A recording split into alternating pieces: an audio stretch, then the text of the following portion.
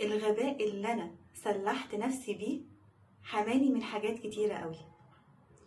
نهاركم سعيد. كلمتكم قبل كده عن حبي وعشقي للأيقونة إسعاد يونس.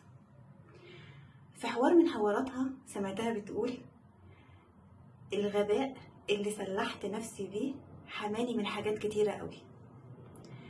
انت ممكن تكون بتقولي حاجة تقصد بيها معنى مش كويس، فانا اتغابى وافوت عليك الفرصة. والحقيقة كلامها لا يدرس، لان فعلا طول ما احنا عايشين هنقابل ناس في الدنيا مؤذيين لمجرد الاذى. هو مؤذي بطبيعته، بيستمتع بأذية الناس. فانت لو رديت على كل واحد هيبقى ايه الفرق بينك وبينه؟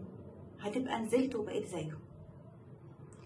وعلى فكرة ده مش ضعف، ده في ديننا اسمه التغافل.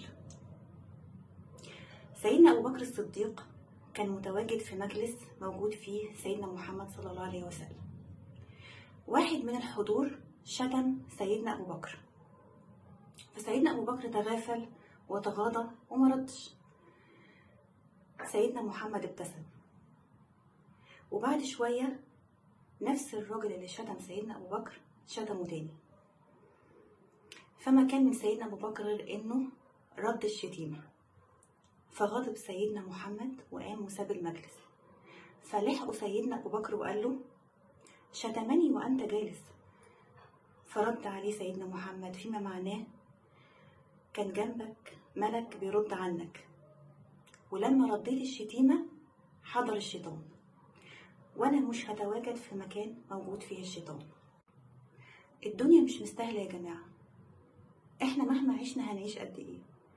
خلوا الناس تفتكرنا بحاجة جميلة بعد رحيلنا، بدل ما يقولوا ياه ده كان مؤذي الناس ارتاحت من شره. خلي الناس تقول عنك الله يرحمه، ده كان طيب ولسانه ما بيخرجش منه العيب.